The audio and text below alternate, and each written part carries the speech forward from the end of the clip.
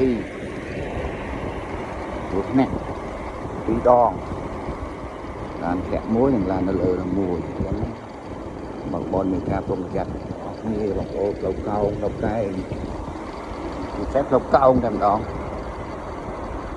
bằng bo rồi như bằng lúa khó trâu